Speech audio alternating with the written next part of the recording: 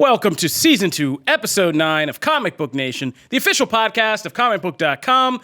With me today is the usual gang. Janelle Wheeler's here. Hey, everybody. Matthew Aguilar's here. What up? And over in our lounge section is producer Jim Viscardi. Hello, a lounge section. Ooh, that's Lounge. good. Yeah, that Good works. one. It says in the show notes, lounge chair. We Come on, need to guys. get him a Read- Mai Tai. Read the show Some notes. cucumbers, Lounge like Brandon chair. said. Season 2, we changed the title.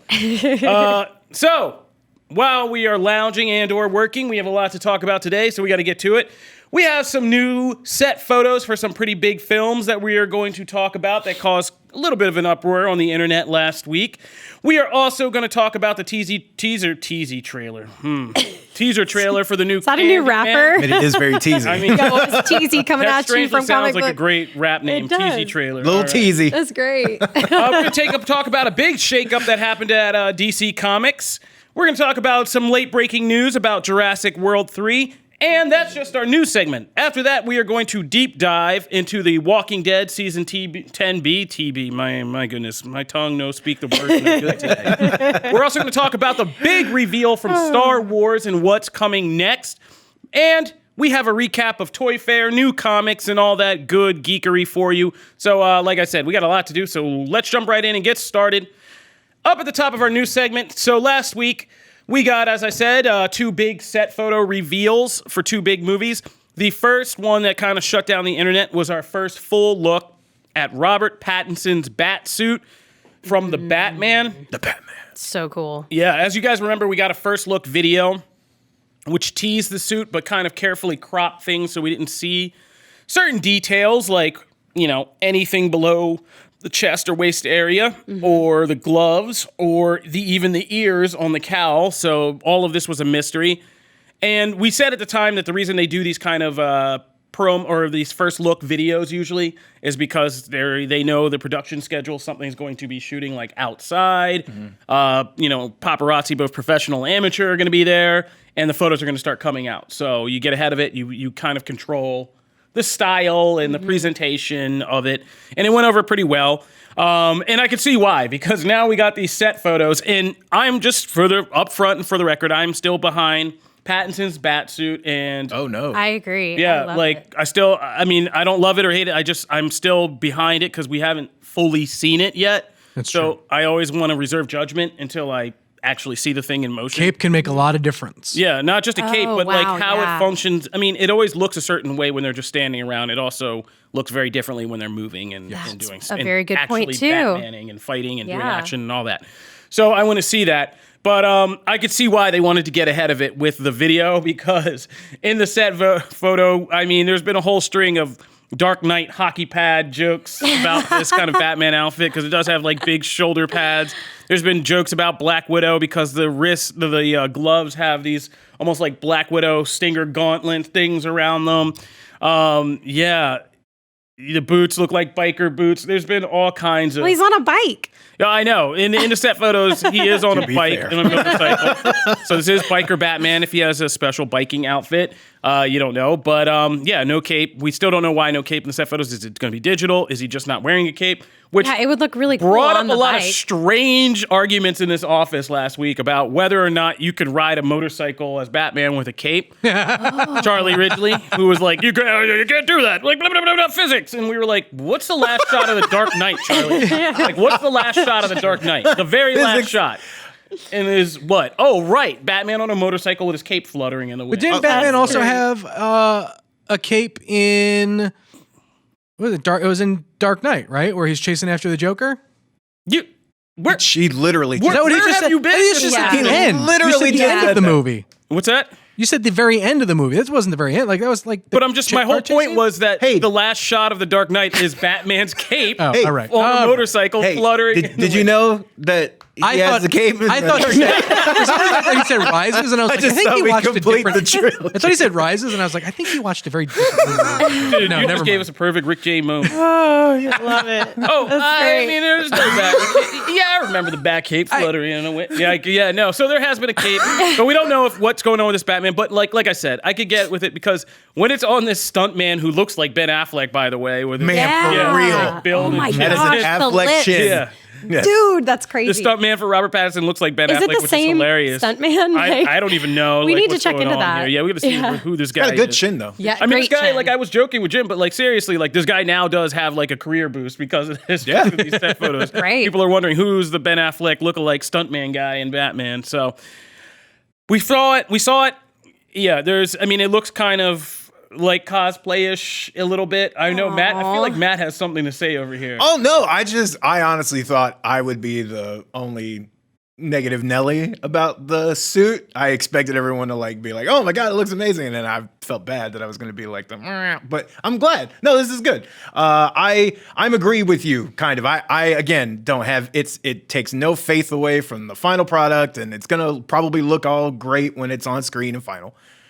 But it does look it looks a little rough. And it's just the way it very much looks like it's not made for him. It's like designed for somebody else, and this dude just has to wear that size. Oh yeah, like we should also It looks we should too put out the big. caveat. Yeah. We should put out the caveat that like they give stunt performers like very downgraded versions of the costume. Yeah. So this is not the costume. Exactly. Got So, you. it looks that way in this photo. I don't have as much of a problem with the they like missiles the on Talon that? Is that- gauntlets. So that's what I was saying. Yeah. Like, there's quite a bit of when the first sneak peek came out, or there were a lot of people were picking out different comic inspirations, everything from the bat symbol to the cowl or whatnot. We get even more noticeable homage type things here with these shots, right? Where Yeah. it's very much 0 year. The bat cycle looks like the 0 year. Bat cycle looks awesome, by the way. The arm things are very very Talon very looking. Cordalis. I don't know if that's the point, but if anything, I would imagine it's more of a nod than anything else, which is very, very cool. Yeah, I like that. But the cowl looks. I don't like. I like It looks if stitched together. undone. I like Yeah, the not idea finished. of it.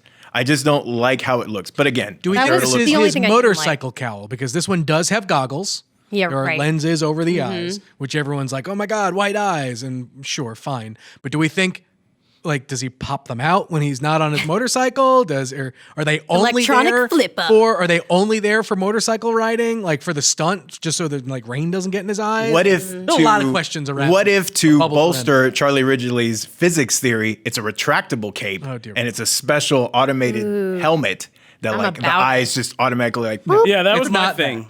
I mean, you like don't that. know. You're not running the Batman. It's definitely Like, not that.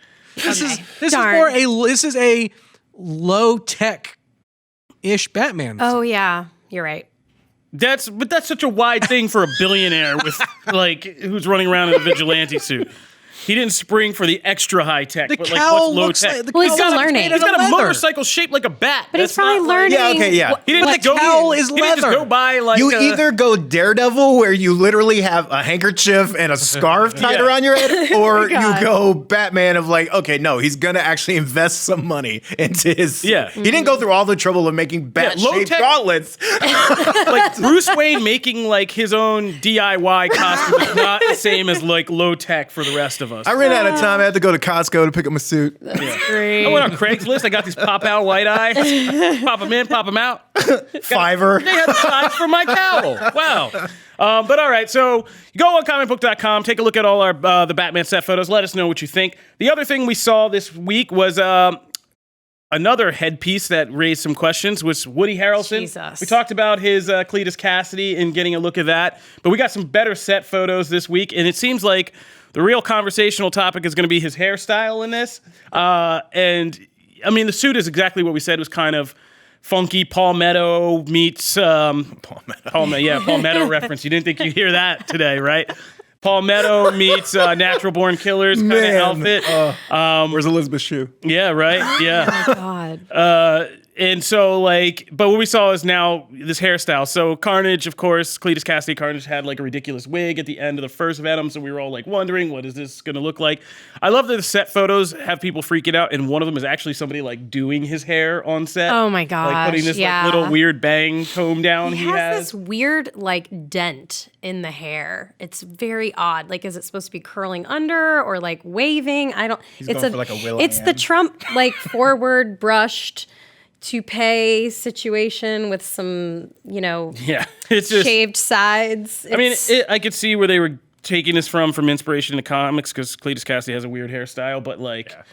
Yeah, I mean, it's kind of funny. It's just I'm not a Matt, fan. I know Jim is not a fan over there. Not Jim a is just fan. holding I think back. it looks worse than the Bad Witch. I agree. no. I'm with you. I'm with you on I this would rather because him he's a have the serial crazy- killer Right. and he's kooky, and that makes more sense. This is like, hey, I'm trying to look good. No, this looks but like this Cletus Cassidy looks like he's got a white van and Have you seen what he's wearing? He looks exactly like someone who would have a white van. no. The hairpiece fits. I have no, like, is it my favorite? Absolutely not. But will I, like, I'm not losing my mind over it. Like, that's not, I mean, I see the character, like it's Carnage. crazy Well, bad I mean, it's not even hairstyle. Carnage. It's Cletus Cassidy. And if a guy who's been locked up in mental institutions, it's what he thinks like stylish hair looks like. And he does shop at Costco, okay. unlike Batman. Yeah. So, you know what? It fits the character. Hey, Costco's great. I love Costco. Like if I saw that guy sitting in my living room in the middle of the night, like I wouldn't be surprised. I'd be like, I figured it'd be somebody like you, like you know. He doesn't so seem many scary questions. to me at Yeah. all. Like he just seems like a weird uncle to me. He just doesn't seem scary at all. That also brings up a lot of questions. questions we're not going into. All right, so you can go and check out those set photos and let us know what you think on Comicbook.com, Marvel, and Comicbook.com DC. Moving right along, we're going to talk about the Candyman teaser. So we've all kind of been waiting for this new Candyman to come out, and we're kind of getting this trailer coming. Oh, this is just a trailer? Did you just clickbait me? Yep. Oh my the god! teaser for the trailer. teaser. Never mind. We're scrapping this topic. What? It looks good. Yeah, I'll talk when we get the actual trailer. I just got Comicbook.com. He says it looks good, by the way. Yeah. They literally, it's a bunch of people saying Candyman. Well, no, Well, this and then- one is screaming. And you see no, the there's you see the two. Candyman. There's two things. Yeah, there's you see two. You see Candyman drop the hook. Hook looked good. Like that's. I'm excited. Yeah, and then you have like a really There's epic there's a scream. new Really poster. say the hook looks good? There's a new poster. The poster looks great.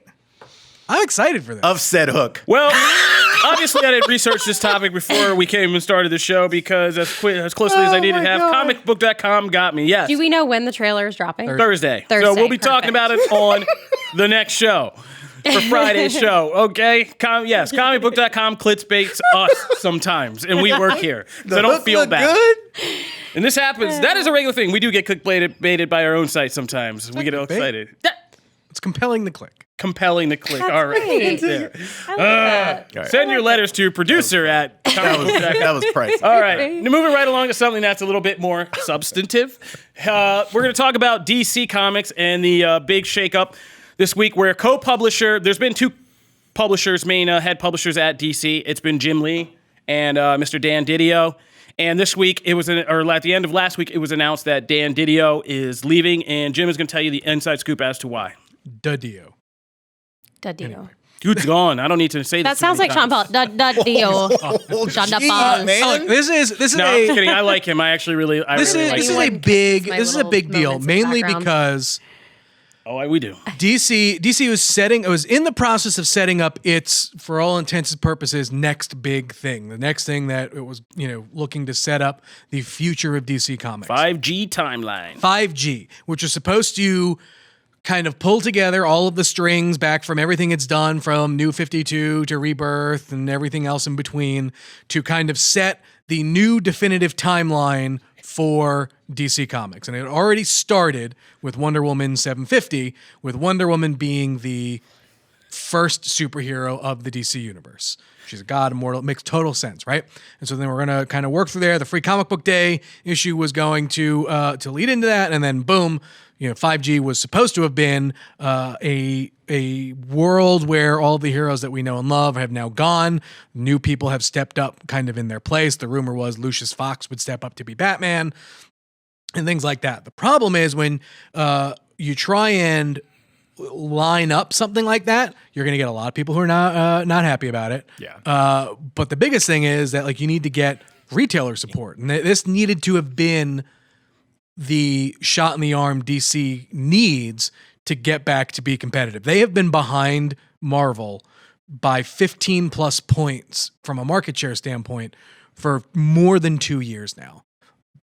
New Mama Bear AT&T comes in and says, well, what the hell? We have characters that presumably in their eyes are bigger and better than the Marvel characters. We should be, womping them on every front.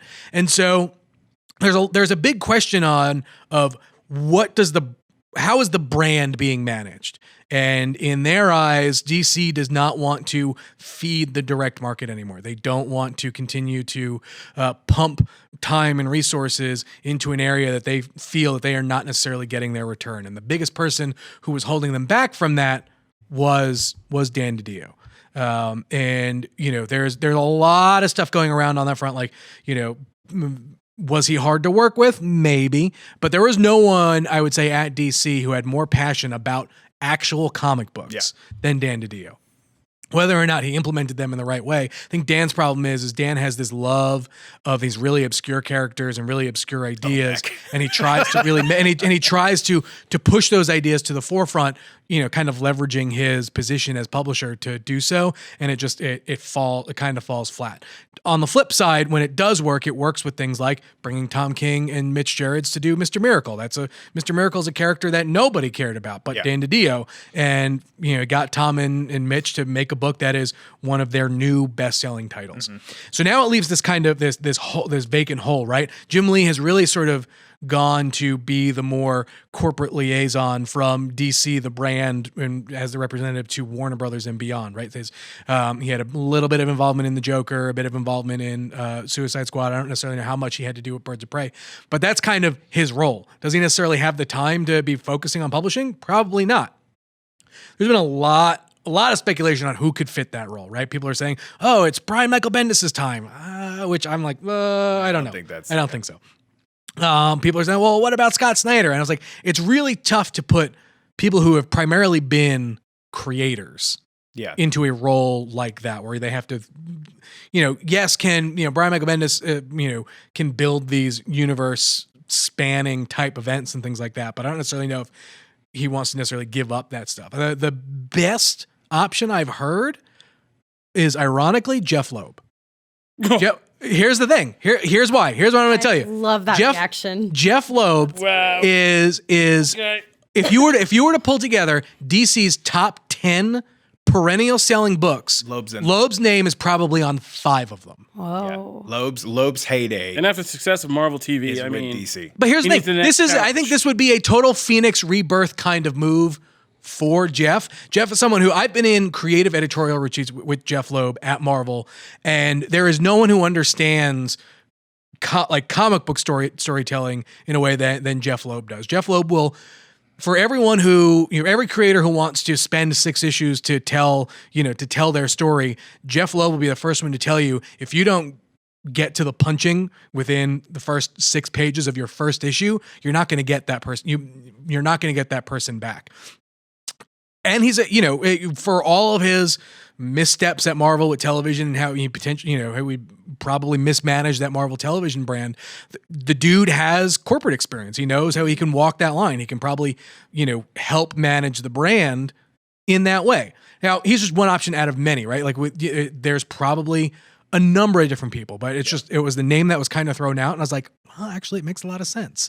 Yeah, now that you say that, it does. And he's looking for a job. I mean, it is a safe, to me, that's a safe pick. Sure. And I would not, when I saw this news, it was kind of a thing of, is it a spot they're going to fill? They may not. Do they need to fill it? But here's the thing. Jim Lee is really not.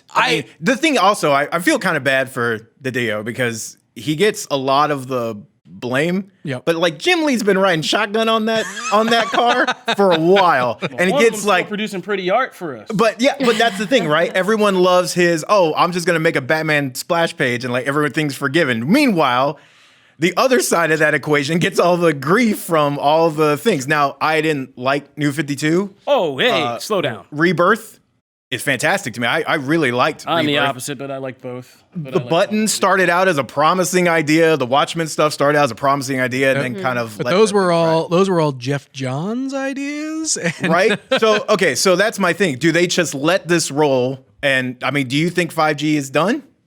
I think 5G in its current iteration, or what it was planned to be, the Dan DiDio plan for 5G, is dead. 5G, because they have already kind of started it, that train has left the station. So I think it will continue, but in a much different fashion. Because here's the thing. a ton of work has already been produced for 5G. And I don't believe something that Time Warner, or not Warner, but Warner Brothers or AT&T is ready and willing to write off. Okay. So they need to figure out a way to make that stuff work. I think Loeb works really well in that spot.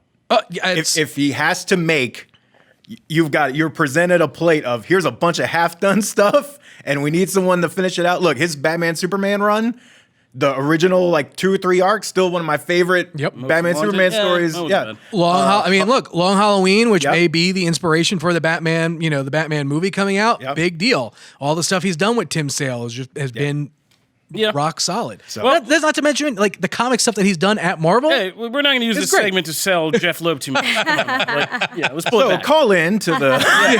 But we're going to be interested to see who it is. We're going to be interested to see what happens here, who gets filled, if they fill it, like Matt said, or I think if they don't fill it, it'll be a kind of a big writing on the wall sign of where DC is headed. Look, internally, Mark Doyle may is a potentially good. He was a former bad editor. He was in charge of the Black Label stuff. He's been around DC for quite a bit. He's young enough to kind of want to. He's really pushed for a lot of the diversification of characters, creators, and things like that. So he could be someone. I just don't know if. He's got the. We're not going to go too deep because this is inside baseball now. Definitely, to the 17 people who buy DC comics. So, we're going to keep an eye on it and see who comes up and who, or if they get filled, and we'll keep you guys updated on that. Real quick, right before we walked into the studio, we got an update on Jurassic World 3. Production has officially begun, and Colin Trevorrow dropped a kind of production start photo, which revealed the title of the third film, which will be Jurassic World Dominion. Ooh. It makes sense. If you remember where Fallen Kingdom left off, the dinos are now out in the world. Mm-hmm. They're kind of mixed in with nature, so naturally, a battle for dominion over Earth would be kind of the scientific or evolutionary it's like some thing Godzilla that's happening. stuff. Yeah, exactly. Super cool. So we got to prove we're still the apex predators over these these things that used to I almost said people. Well, there are clones running around, but over these dinos that used to rule the world. And coming back for that, of course, the big draw is this will kind of bring everything together full circle because the original Jurassic Park cast, including Sam Neill, Laura Dern, and Jeff Goldblum, are going to be Yes. And was Jeff. it Trevorrow who said, or someone said that Jurassic World 3 is he wants it to be the Avengers Endgame of the Jurassic World universe. Ooh, and the actual clapper he's using for the production start has the classic Jurassic Park logo and not the new one, the old black and red. Yeah. So, I believe that. And this feels like a full circle kind of coming home. So that was pretty cool. So Dominion, this will be like I said, the title implies it's a battle for who's the superior, dominant species. And we'll see how that goes. Somebody's getting a lot of murdered, either a lot of humans or a lot of I'm so much more excited for this after that short film. Yeah, that short film was great. It was awesome. Yep. Yeah. If you haven't watched that, Trevorrow did a short film after Fallen Kingdom came out. I forget what the title of it is, but just look up Jurassic World short film. So good. It's on YouTube it's on YouTube, and it's great. It's fantastic. All right, so stay tuned because when we get back, we're going to take some deep dives into the worlds of Star Wars, The Walking Dead, toys, and comics, and you want to be here for all of that, so stay tuned. Alrighty then, so going to Star Wars, we've been having a lot of conversations about Star Wars and what's going on after the Rise of Skywalker. And we haven't gotten anything really solid about what's coming next other than, we're getting a new season of Clone Wars is now in progress. We know when The Mandalorian Season 2 is coming. We're getting that limited Obi-Wan Kenobi series and the Rogue One prequel series. But we don't know what's coming, and it's a huge long list of things coming, you, which Janelle. is great. That's really good. It makes me happy. Yes, thank you for calling out on my own contradiction of No, but I feel myself. like everybody feels that way. Everyone's like, "Oh, where are we going to go now?" But there really is more information out there than we know. And no, because this is why I brought this up, and this is a good segue into it, because we're in this now Brandon Davis limbo. Where, yes, we have more Star Wars coming, but by Brandon Davis' scale of standards, I don't know if it counts as stuff that matters, quote unquote. Wow. So That's old. That's old. What we got is there's been a Star Wars kind of project, something in the works called Project Luminous, which we didn't know anything about, but we knew it was in the works, and the story, and the creative team was hard at work pumping this thing out, and we've all been wondering what that's going to be. Simultaneously, we began to hear rumors that the next set of films would be set in the High Republic, this kind of prequel to the prequels, like 400, 600 years before the events of the prequel trilogy and the Skywalker saga. We'd see the Galactic Republic after the defeat of the Sith Empire at this time of peace, which turned out to be kind of the breeding ground where all the modern problems of the Skywalker saga brewed over, with the Sith making a comeback and Darth Bane and all that stuff. And the Rule of Two first got established, and like I said, all that stuff. So now it seems like we could confirm that, because what Project Luminous turned out to be was Star Wars, the High Republic, this whole new kind of era of Star Wars projects we're going to get. And we got a whole trailer for it and a whole kind of rollout reveal. But basically, right now, all it is kind of the non-screen platforms that we're getting this on, right? So, no, it's not Publishing. TV shows. It's really just it's publishing. Yeah, But non-screen they're using, platforms. in the trailer, they're just using tons of images from everything besides the publishing, which is so they interesting. sexied it up and make it look multimedia. They really did sexy it up. I mean, but that's a new thing. Like, every Marvel does that, like, now. They drop trailers that get people excited, like, oh my God, it's the next movie. And it's like a comic. It's like for the next Wolverine comic. Okay. And we eat off that, so I'm not complaining. But yeah, so it turned out this is just the publishing arm. So this is just comic books, novels, things like that, or where this High Republic is going in this era, in this kind of new franchise is going to be built in these kind of extraneous parts of the franchise. Which brings us back to kind of the debate we've been having about Star Wars since kind of The Mandalorian hit and Rise of Skywalker hit, and those things drew in a wide mainstream crowd of people to kind of, Rise of Skywalker as an event film, Baby Yoda and The Mandalorian and all that, and Disney Plus. But it also kind of dragged up this old debate about Star Wars and like what is true Star Wars, because, before now in the modern sequel trilogy, it was kind of okay that people were just experiencing the films, and that was like, you were kind of unencumbered if you just watched the movies, and you never watched any of the animated series or read any of the comics or novelizations or expanded universe stuff. Like, that's never been required. Mm-hmm. Things have kind of changed now. Now we have a Star Wars franchise where literally things we get in the movies that are hinted at that you think, and Brandon Davis, why I kind of referenced him, has been freaking out about most of this. We get big events that are referenced in the movies, but we don't see them. And then like a comic comes along, like Marvel's Star Wars: The Rise of Kylo Ren, which is this limited series happening now, which fills in all these very important details of Kylo Ren's backstory and fully introduces you to the Knights of Ren, who Ren was, and like what his deal was, and like all of that. All the backstory of Luke Skywalker's Jedi Temple and how that went down and how he built it and when it fell, what happened. So that's all in a comic book. Mm-hmm. And Brandon, and he's not alone. I use BD as a lightning rod, but he's not alone. Like, a lot of people have been freaking out that they shouldn't have to go to a comic to get this information that should be in the movies and yada, yada, yada. So it brings up this really interesting question now when we're building a whole new Star Wars franchise in this whole new era that's never really been explored, but it's only going to be in these kind of, like I said, extraneous comics and novels. And they're aimed at like different groups of people. There's going to be adult ones, kid ones, all this stuff. Mm-hmm. But like, will this even register or matter to most fans until we get the announcement that there's that High Republic first movie coming? I've got two things on this front. One, we've been here before, right? This is Shadows of the Empire 2.0, right? And this is when all of the now, thrown out Legends content that was created with the novels and like all had diehard, fan bases, stuff, right? Man. And then, when Disney bought Lucas and they've tried to figure out what are we going to take and what are we not going to take, man, all of that stuff was just thrown out the window. I don't necessarily think they will throw this stuff out the window, but I don't think this stuff is going to matter in 5 years. I think it's different. I think that what they're doing now is kind of the reverse of what happened in the sequel trilogy, where you got those movies introducing all these ideas that they had to then run and fill in with backstory and comics and stuff.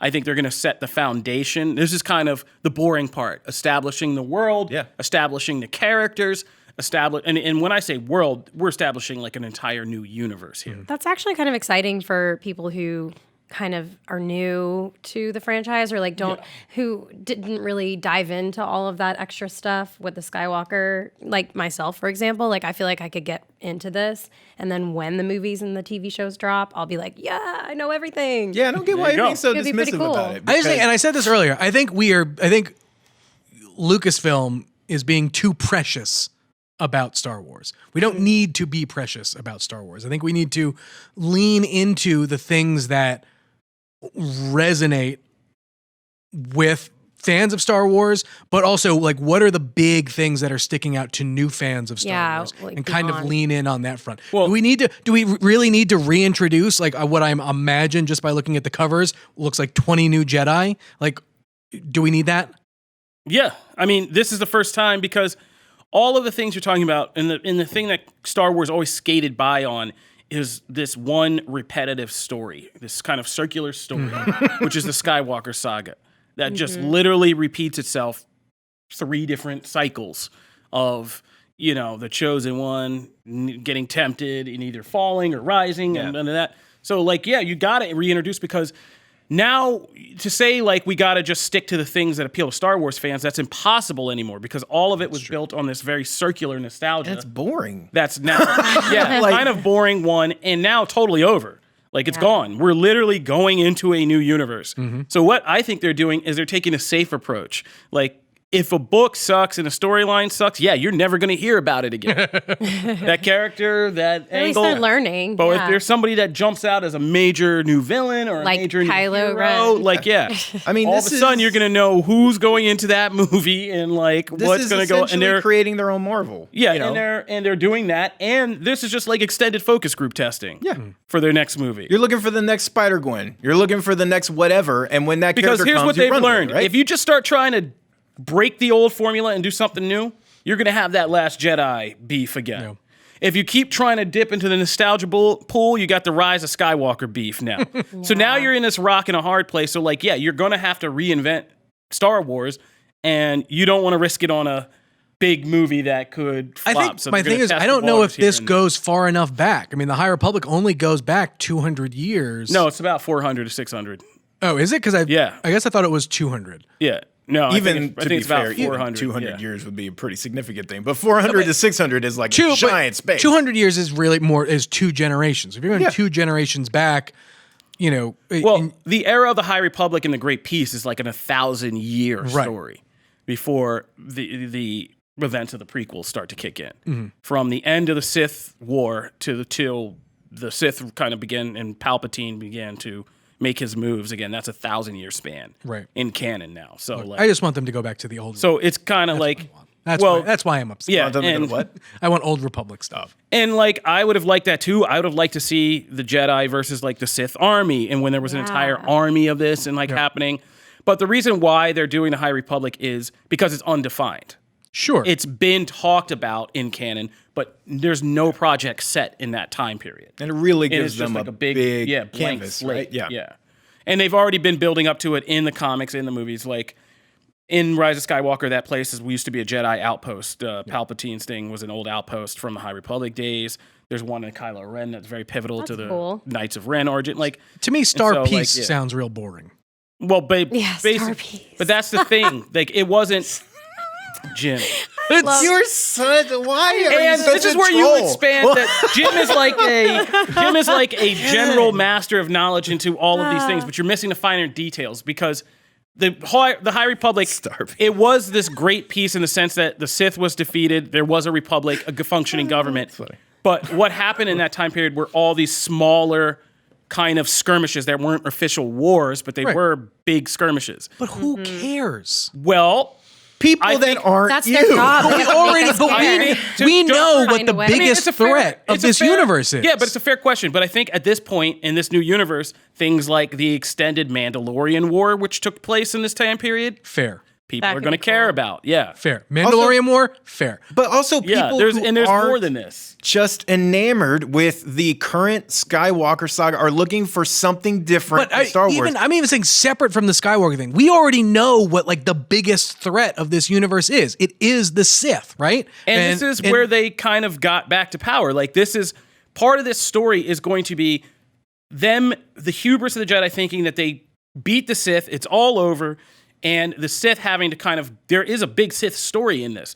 Them having to go back to the drawing board and saying, our empire, this whole idea didn't work, but what if we learn you can't rule people. Right. That's not the way it works. You have to the dark side's more subtle. You got to manipulate them. You got to do this. There can only be two, and figuring that all out. Right. That's more what I want. Like that's more what I'm interested in, and that's where none of that was real. I mean, they said that the big evil threat of this High Republic thing are fucking freaking space Vikings. Sorry, and I'm just like. Bleep sound. Yeah, there are space Vikings, but that's just the first. This is just the first thing. I don't care in the about Space Phantom Menace, it was a droid army and the viceroys. Were our big villains. You know what I mean? So wait, bottom line, when this video dropped, did you guys feel excitement about it? Did it inspire any kind of I did. emotion from you? I got excited. Yeah, personally. I got really excited because I like the character concepts, I like the villain concepts, and I like the thing villain that, sketches. Yeah. Oh, I loved those. Yeah, Those all look good. I mean, the artists they're bringing in for this are great. And the thing I think that people haven't connected yet is what they're doing kind of subtly is interjecting a very big kind of Star Trek-y element to this because at this time, the Jedi are a major peacekeeping force who they're not just every time we've seen them, they've been kind of, the Council was there in the prequels, but they were just kind of having a blind eye and we didn't get to see a lot of the stuff we saw in Clone Wars with them actually going out around the universe and adventuring and doing all that stuff. But this is basically what this is going to be. Them going into different parts. A lot of it has to do with the Outer Rim territories they were saying, and where a lot of the action will be is in these kind of Wild West frontiers of the Star Wars universe. And the Jedi as a kind of peacekeeping force going out there and doing these kind of Star Trek type things, discovering new races, having new experiences, basically charting this map. It's Green Lantern Star Wars. Yeah, it's Which Green sounds Lantern awesome. Star Wars, which sounds cool to me. So Jim, So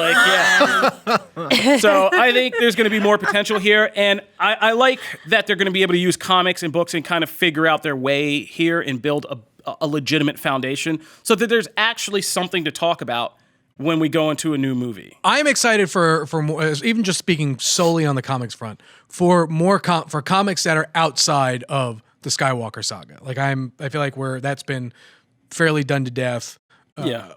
But at the same time, I wish there was a bigger Cue to when we cut to Jim finally coming around and was like, I'm liking this. 6 months from now. Yeah. Oh, this is a good idea. Man, I'm so glad they explored the Sith. No, I don't But all right, that's fair enough. hoping for the best. All right, it so back that's to- Star Wars. You could go on comicbook.com, Star Wars, and get all the fine details about this, like the Wookiee Jedi, a look at the new villains, a lot of fun stuff cool. in here. pandering. A Wookiee Jedi is awesome. Is Yeah. pandering. No, C-3PO in Where every are movie these is high pandering. morals for everything else that's pandering? A Wookiee Jedi is long overdue, not pandering.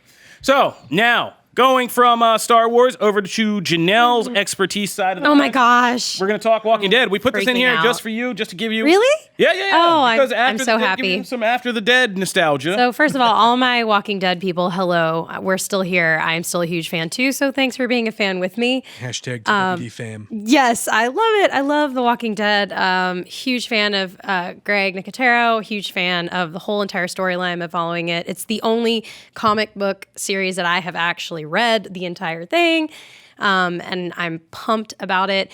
The mid-season premiere we call aired. it 10B. Okay, yeah, 10B came out on Sunday, and Also just the title of this episode. there was a lot of stuff going on, a lot of notable things. But to me, something that they really tried to hit hard with was the end, where they may have killed off 2 characters. By the way, spoilers, everyone. Yeah. There's spoilers. Spoilers for The Walking Dead season luckily, I 10B didn't premiere. say- Spoilers. There You're are vague, you're there vague. are a few points in the episode where you would think that maybe this person may die, which is nice because we sometimes And don't one feel sex that. scene where I thought I was going to die. The sex scene. Yo, Kofi, what do you think about Negan with his clothes off? I mean, they were both very dirty. They were, yes. All They I could made a think point to about was show the me smell. yeah, exactly. Yeah. And I mean- whenever a sex scene starts making you think about the smell, that's never a good thing. Yeah. Yeah. Yeah. Well, the mask, she didn't. So Alpha and Negan had a moment of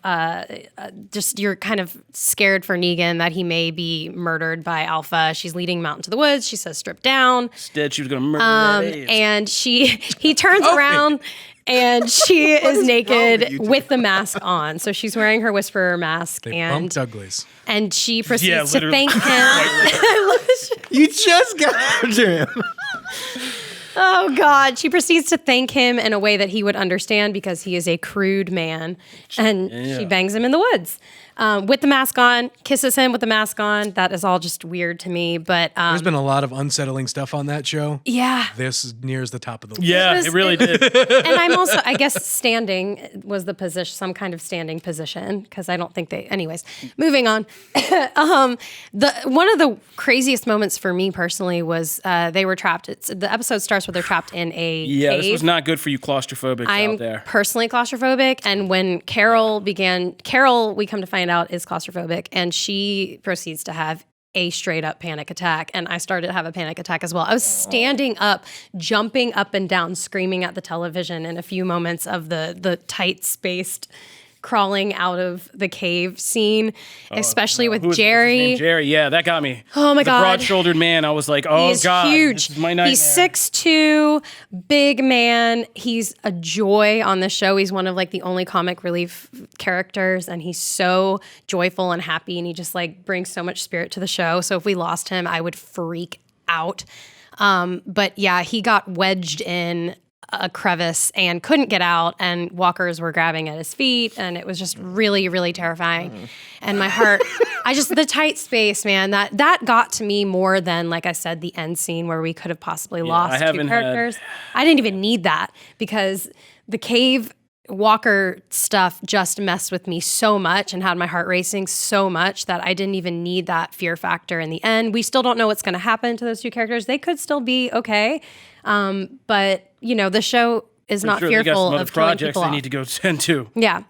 I think they So- don't. They both have Marvel projects. I know the deaf actress does, but I feel like the other one also was cast in something. I mean, they're great actresses, so that would make a Yeah. lot of sense. Like they're great, but I just think they did a really good job. Sometimes The Walking Dead gets a bad rap on kind of losing its basis, which is the fear of walkers, right? Like, and in this episode, they gave us like fear of a bad community, which is the Whisperers, and fear of like tight spaces, and they also rolled in the walkers, which is nice because sometimes we lose that with storylines and like story progression and character development. Like this time it was about the walkers. It hit all the notes I wanted it to hit. Yeah. And I'm sucked in. I'm really excited. Can't wait for next week's episode, and bravo. Love it. Oh. Yeah, that claustrophobic stuff was kind of nuts. I haven't So been- messed up, Haven't been that man. bad since the descent. Oh God, I literally keep getting goosebumps. I can't stop myself. I'm envisioning these scenes, and I can't imagine. I wonder where they shot. I want more information on where they shot this, what it looked like behind the scenes for So them I to be cannot shooting. go there. I want to know. I know they shoot in Georgia, and I'm from Florida, and people don't realize there's caves like all in Florida, and they're tiny like that, really tight. So I would imagine it was somewhere in Georgia. It'd probably be cool to explore. But yeah, it was really scary. Did you watch it? Did you see I it? did not. No. No, there's definitely a reason why that episode was called Squeeze. Oh God. It's because of the main squeeze. That We Alpha also took had a on. good performance from Norman, Daryl, Oh, I was like, good. when performance. I he didn't thought he lost or could have lost someone important to him. Yeah, no, there was. We always like check Norman tears. It's kind of like a meme. Like there was like one scene early on in the series where he cried, and it was like the funniest ugly cry ever. So Walking Dead fans always check his like emotional scenes. They're like, is he gonna do the cry? I think in an interview once Remind he me to said he's never like, cry in public. no, he was like mortified. He talked about this before. my God. He hated the way that he looked when he cried, so it changed the way he cried on camera. It's just really cool. Anyways, I'm so glad it's back. I'm such a fan. Yeah, I mean, The Walking Dead has been better. I've been an advocate when BD's here. He said it, but yeah. So to take out the Grimes family saga, it's been good because you don't know who's going to live, who's going to die. It brings real stakes because now, like, it feels like anybody could go, except Norman Reedus, basically. Yeah. Carol. Those Those are like please the don't only get rid two of Carol. can't go, but you never know. The good thing is they may want to go now, so they might die anyway. No. So They can't go before Maggie comes back. Oh my gosh, God. Maggie! Everybody's done I forgot can't about wait. Maggie. No, I have I not. totally forgot about her. I thought she had already left. I need to She did leave, but now she's Okay. coming back. Oh, You okay. guys, we need to meet Herschel, little baby Herschel. Glenn's offspring. Hello. Yes. He's only going to get one scene. They can only afford a baby for that. Like, Oh my gosh. He needs to And then use he'll the always force be in off it to camera. catch on with America. I just think it'll be really crazy if we do see in the Baby future, Herschel. we see Negan meeting baby Herschel. I think that would be kind of What insane. if we had a baby Negan? No, and a thanks. baby Alpha. Herschel, and they meet, and Alpha that's the and next- And they fall in love.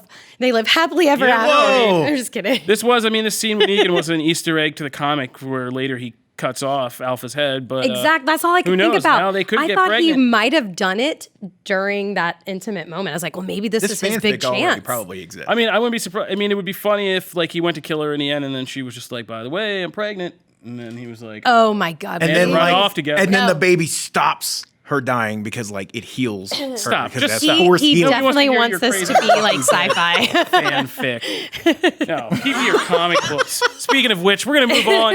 You can get all our coverage and breakdowns of this Walking Dead season 10B premiere on Comicbook.com. The Walking Dead. Now, since obviously Matt has some very fantastical things in his head, we'll let you do a rundown of comics where this kind of talk belongs. So give us your quick rundown of comics, because then we got to recap Toy Fair and get out of here. All right. So we're going to run through this real quick. Mighty Morphin Power Rangers number 48 is the return of Ranger Slayer. What? One of the coolest new characters in comics, love that period. name. I know, right? It's awesome. You can only have Slayer. one live, Ranger Slayer Cardiac. Sounds like a Halo. Like Oh, after you that's kill mean. someone. What? Oh. I'll have to come back to that. Sophie's I have to come choice. back to that. Okay. Sophie didn't get extra time. Amethyst number 1.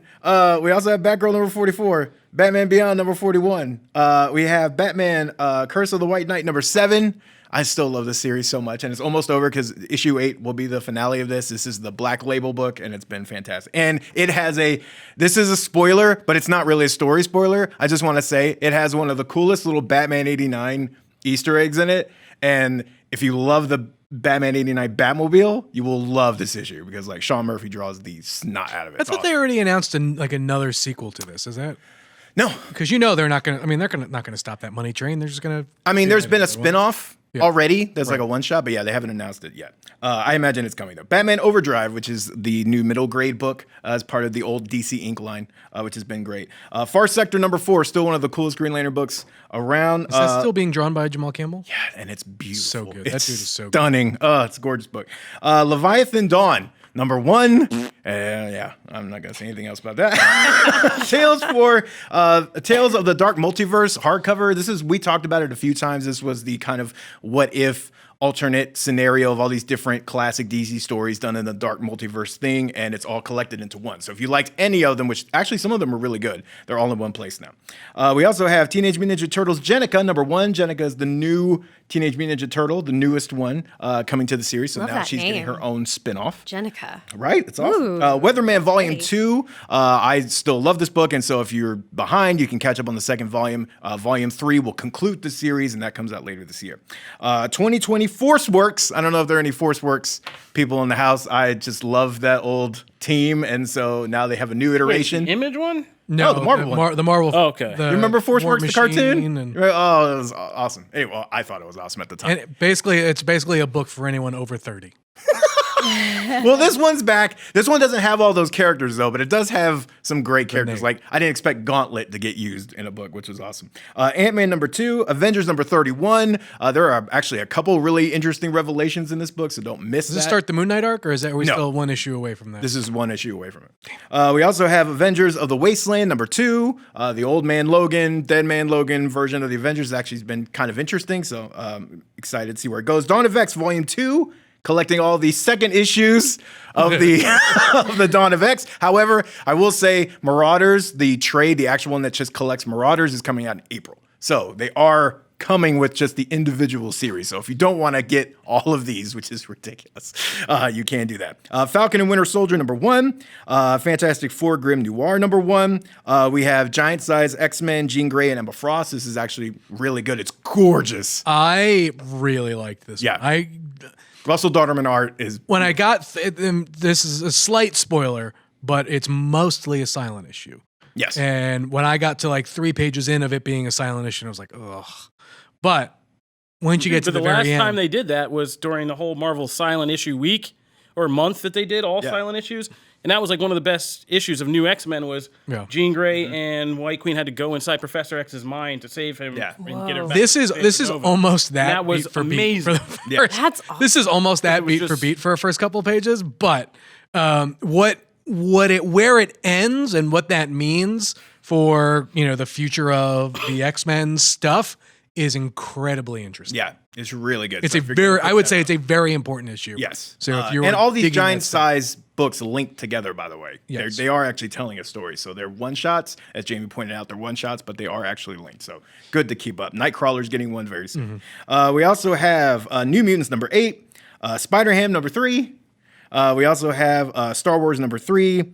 Unbeatable Squirrel Girl, Volume 12, the final volume in the series. It is now in trade, so if you want to collect that, you should because it's awesome. We also have Strike Force, Volume 1, collecting that first issue with Spider-Woman Fever. X-Force number 8, X-Men number 7, and the first issue was excellent anyway, so X-Men Fantastic Four number 2 comes out. I'm actually very intrigued by the possibilities of that. So that is comics. Cool. Well, you're not done yet because now you and Jim got to recap what you started in the last show when you guys were talking about Toy Fair. we teased Toy Fair. So now you got to talk about yeah. what you actually did see. This is And what's hot. exciting. All I care about is Todd McFarlane's Kickstarter Spawn figure because, good God, I need it so much. So for those who weren't paying attention to the Toy Fair, because a lot of stuff actually came out of Toy Fair this year, a surprising amount actually. I wasn't expecting this to be that big. Todd McFarlane is doing a Kickstarter to essentially, he's calling them his Masterworks series, and he's going to redo the old original Spawn figures, which he actually showed one in the packaging, which was kind of cool.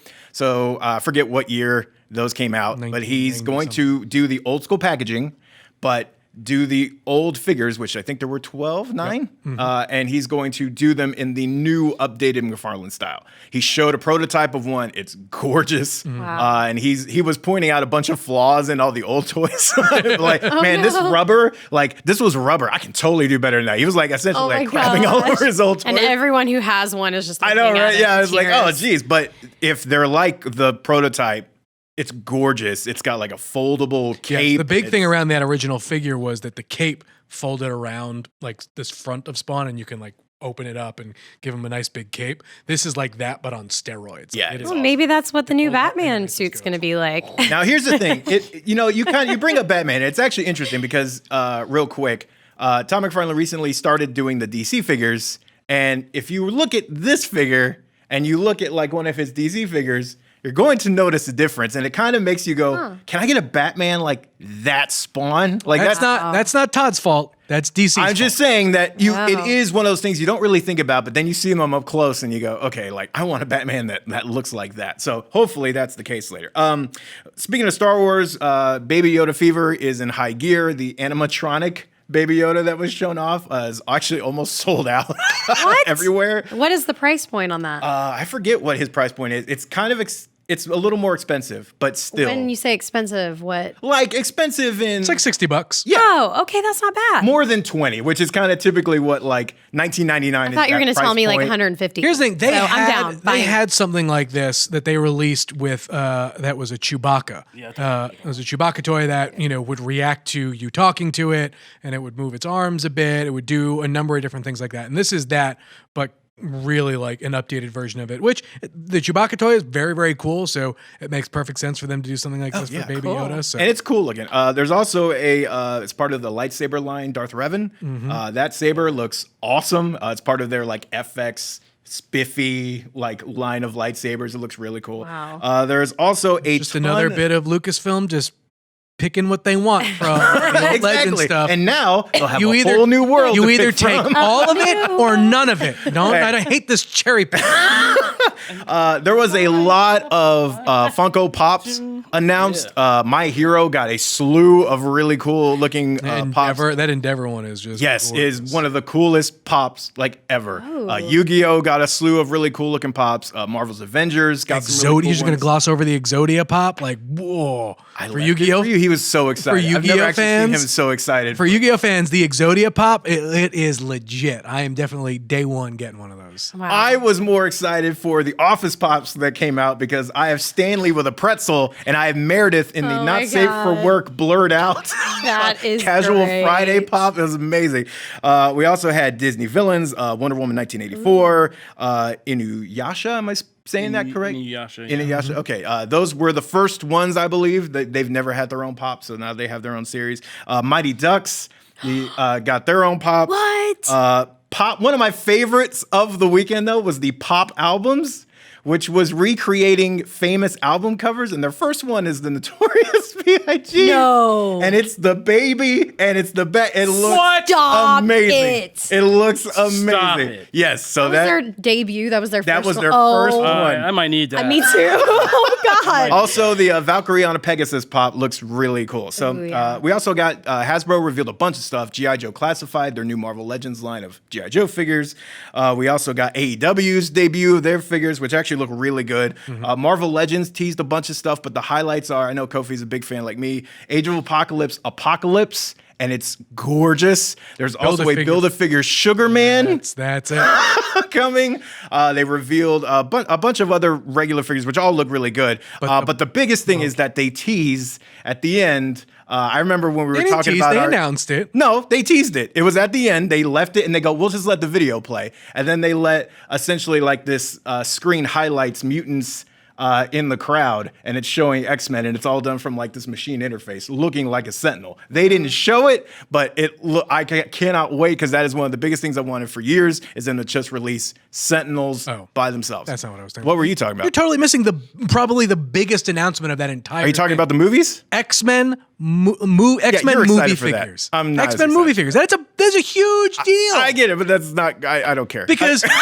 when these movies were coming out, this was the Marvel Fox Cold War. Yes. And we got we got garbage movie figures. Yes. Garbage ones. And now we're getting Deadpool movie figures. Yes. We're getting which look very good. We're getting real scan Ian McKellen, Patrick Stewart, Michael Fassbender, and James McAvoy, Xavier and Magneto figures like those. So if you've really been wanting to buy a movie Xavier figure and clear your shelf, movie and franchise great no three longer people. around. and a great looking Hugh Jackman Wolverine figure. Okay, the Hugh Jackman Wolverine is right. It looks really good, and people will actually care about the figures. sucks The other that we're not gonna figures, get no a one's going to Hugh care. Jackman I'm sorry, costume. but no one's going to care. They care more about the. If they put out a Days of Future Past line of Hasbro Marvel Yeah, I mean, Legends, Days of Future Past. people are going to buy the S out of that. I agree, but I'm not buying a Michael Fassbender Magneto or it's cool that it comes with a Patrick Stewart head. Yeah, that's but the reason I'm not to buy buying it. The James McAvoy Professor X. Who Sorry, cares? I don't care. Just take the head off, throw it out, and put the Patrick Stewart head on Which there. is fair, and what a lot of people will probably do. So those figures did come out. Also, I'm going to get to my personal love here. This was a huge weekend for Power Rangers. One, the Dragon Dagger. Hasbro revealed their first replica weapon of the Lightning Collection line. It looks awesome. It actually plays the song. You can remix Did they not it. do Saba? Nope, they have not done Saba. that was yet. the last Bandai Bandai one. did the last Saba. So they've done helmets, but they have not done a weapon. So this is the first one. It looks awesome. It looks really cool. It comes with a stand. It glows. This thing is full on. Also, Wave 5. I'm not going to lie. I like the Bandai one better, but Oh my God, you're one of those. Jeez, Jim. This you're one such looks, a troll this today. one looks way All right. more like a toy. No, it it looks more like a doesn't. toy than it We need that Every show perspective. needs a heel. Oh, We geez. need Okay. that. We also got Wave 5 of the Lightning Collection. I'm sure he'll find something wrong with this one as well. It does come with a great lineup, including Ranger Slayer is getting the figure I was told that I would never get. You know who you are, and I shout out that person. And then also, we got our first look at the big upcoming crossover team up. Which is going to have Jason from Red Ranger from the original Power Rangers. Austin St. John is returning. We got to see him in a clip doing the Yeah. Morphin' Time thing where he's about to morph, That's crossing super over cool. with Beast Morphers. That comes out later this year. And pay attention to Comicbook.com for more reveals on that. But it looks awesome. The new season looks great. And then also we got I have another thing here. Where is it? I got Wave 5. No, okay, never mind. I finished Air it. Matt, thanks. The other thing, though, what I am going to shout at is we had talked about, I teased it, I think, on the last episode, was if you want to take a look at the Power Rangers Teenage Mutant Ninja Turtle designs, you can see them on comicbook.com. They look really, ridiculous and fun, and, April O'Neil's the Pink Ranger, Raphael is, of course, the Red Ranger, Donatello's the Black Ranger, the coolest That's one. so the designs look really cool. cool. So if you're looking for Power Rangers coverage, check it out on the site. So that is Toy Fair in a nutshell. Dang, I'm jealous I didn't get to go to that. I've been. It's really fun. It is really fun. All right, that'll do it for this episode of Comic Book Nation. Thank you guys for tuning in. As always, if you're just getting acquainted with the show, we put up new episodes every Wednesday and every Friday on Comicbook.com, where you can subscribe to our RSS feed and get regular updates about the show, or you can subscribe on your favorite listening platform. We are on iTunes, iHeartRadio, Spotify, Stitcher, Google Podcasts, Google Playlists, or you can find videos of the show on the Comicbook.com YouTube page.